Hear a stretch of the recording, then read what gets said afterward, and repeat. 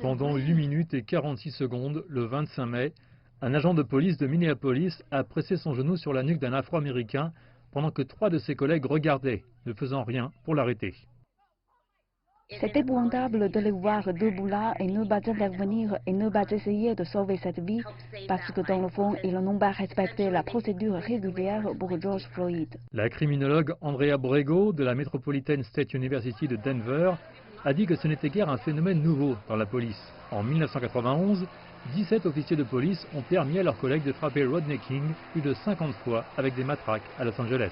Lorsque vous continuez à utiliser ce genre de force, quand vous essayez de maîtriser quelqu'un et que personne ne vous dit d'arrêter, nous prenons juste un peu de recul. Je pense que c'est une absence d'intervention. En reconnaissance du problème, les services de police à travers l'Amérique ont annoncé que les agents seront désormais tenus de s'empêcher les uns les autres de faire usage d'une force excessive.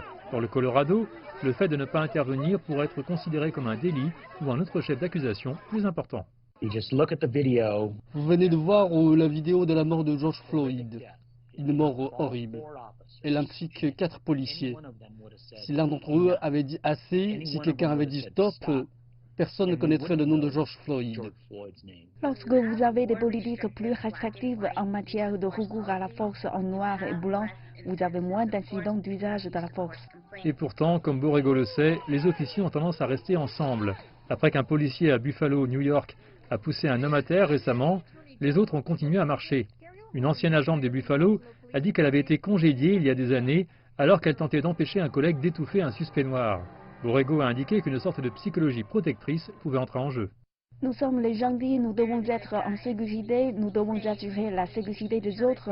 Mieux vaut être jugé marxiste mes confrères qu'être 6 pieds sous terre. En Floride, les policiers sont intervenus il y a 2 semaines lorsqu'un collègue a poussé un manifestant agenouillé au sol.